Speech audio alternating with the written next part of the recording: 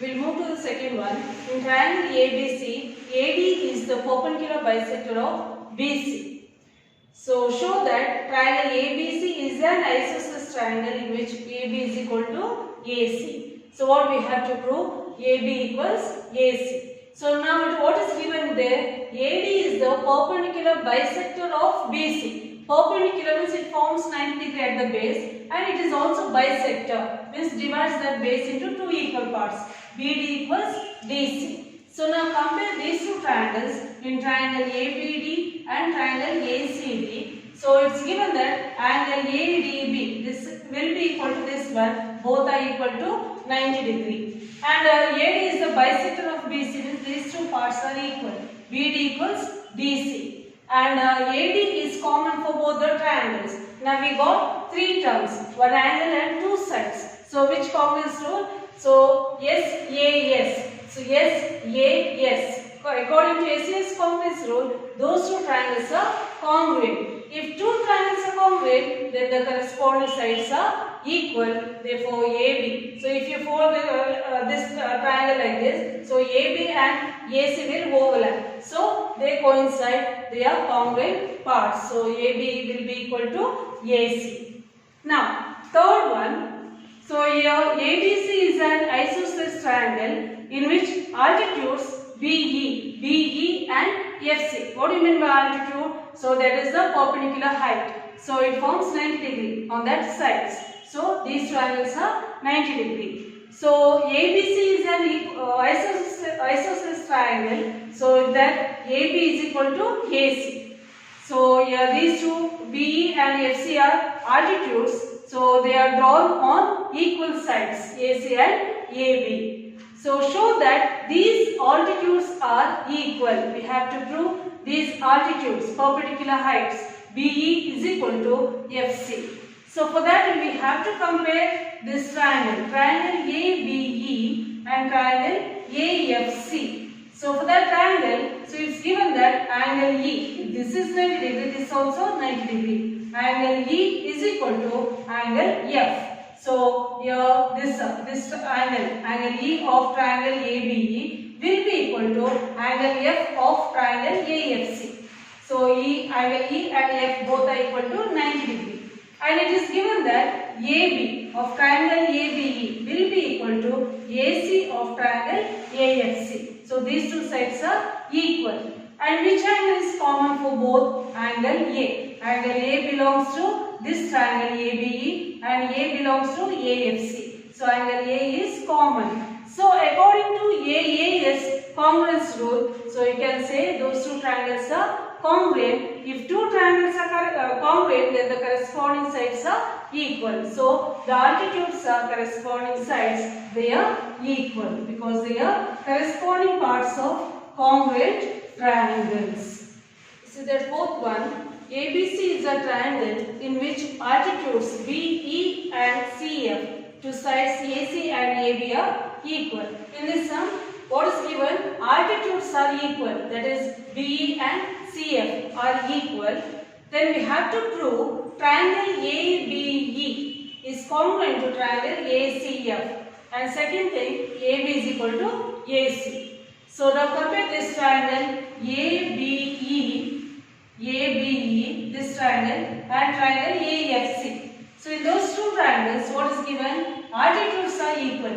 BE is equal to CF. So and angle E is equal to angle F. Both are equal to 90 degree. And for both the triangles, so angle A is common. Angle A will be equal to angle A. So now we got three terms, two angles and a side. So two angles and a side. So according to AAS congruence rule, what you can say? Those two triangles are congruent. Triangle ABE is congruent to triangle ACF. If two triangles are congruent, then the corresponding sides and corresponding angles are equal. Therefore, AB and AC are corresponding sides. They are equal. So now we'll move to the next one, fifth one. So ABC and DBC are two isosceles triangles on the same base BC. So show that angle ABD is equal to angle ACD. We have to prove ABD angle equals angle ACB. Now take this triangle, triangle ABC. In triangle ABC, what is given? AB is equal to AC. So these two sides are equal. So if two sides are equal, then the opposite angles are equal. So these two angles are opposite angles. For those two equal sides, they are equal. So call that equation number 1. Now take this triangle, triangle BDC. In this triangle, these two sides are equal. So here also, if two sides are equal, then the angles opposite to those two sides are equal. According to that statement, these two angles are opposite to equal sides, they are equal. So take that equation number 2. Now add equation 1 and 2. So if equals are added to equals, then the wholes are equal. According to that axiom, so at the left side of both the equation, angle ABC plus DBC is equal to, at the right side, ACB plus angle DCB. Now see the diagram, ABC plus DBC, ABC this part and DBC this angle. If you add these two parts, what do you get? So ABD. So the sum of these two angles gives angle ABD. And similarly, ACB this one and DCB this part.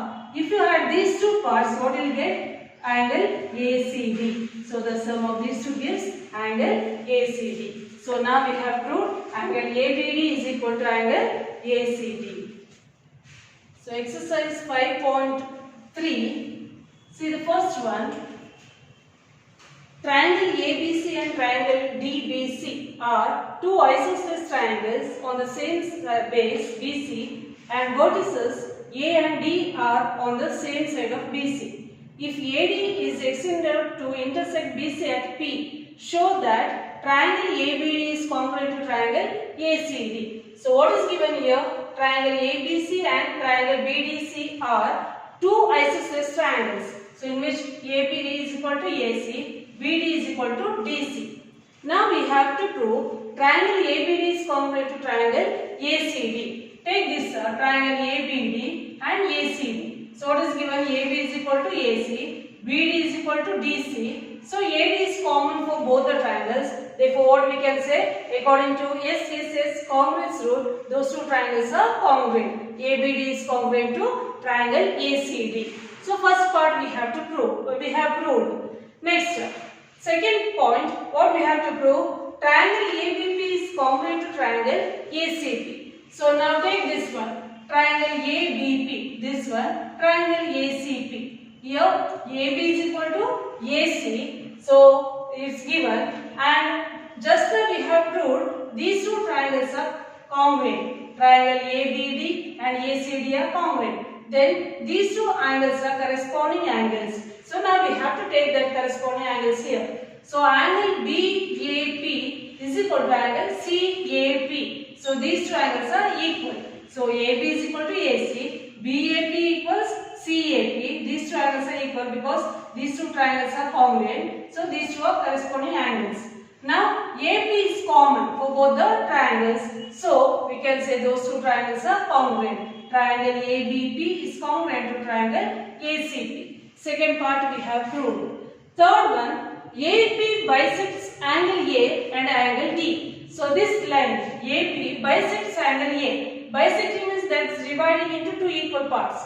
Just now we have proved ABD is a triangle congruent to triangle ADC. These two triangles are congruent, then these two are corresponding angles. Angle BAD is equal to angle CAD. Since these two corresponding angles are equal, we can say this line is bisecting that angle into two equal parts. So AP bisects this line, AP bisects angle A. And take this triangle BD, BDP and CDP. So here BD is equal to CD, since this is an isosceles triangle. BD equals CD. So in the second part we have proved triangle ABP is congruent triangle ACP. So according to that, BP and PC are corresponding sides, they are equal. So we have to take that part here. BP equals PC, BD equals DC and DP is common. So this side is common. So these two triangles are congruent. If these two triangles are congruent, then the corresponding angles are equal. So these two angles becomes corresponding angles. can say this line is the angular bisector. So that line is nothing but AP. AP line bisects angle D. So now we have proved AP bisects angle A as well as angle D. Now fourth one. So here ABC is an isosceles triangle, and this line just now we have proved AP bisects angle A as well as angle D. Now we know that BP is equal to PC. That means AP is the perpendicular bisector of BC. So let's move to next topic, inequalities in a triangle. So according to that, theorem 5.6, it says that if two sides of a triangle are unequal, then the angle opposite to the longest side is larger. So let us take our triangle ABC. If AB is greater than AC, so if two sides are unequal, so AB is the largest side, then the angle opposite to largest side will be the greater one. So which is the angle opposite to AB? Angle C. So this is the largest angle. So the angle opposite to the largest side will be greater. So now theorem 5.7, it says that in any triangle the side opposite to larger angle is longer. So that is, this is the corners of the statement. So in a triangle, if any one angle is greater, then the side opposite to that greater angle will be larger. So for example, if angle B is greater than angle C, so this is the greater angle. So then according to this theorem, which is the side opposite to this angle? So the side opposite to angle B is AC. So this will be the largest side. So the side opposite to the greater angle will be the largest side. The last theorem, theorem 5.8, it says that the sum of any two sides of a triangle is greater than the third side. If you add any two sides, that must be greater than the third side. So dear students, I hope you all understood these concepts. So let us meet in the next class with a new chapter. Take care. Bye.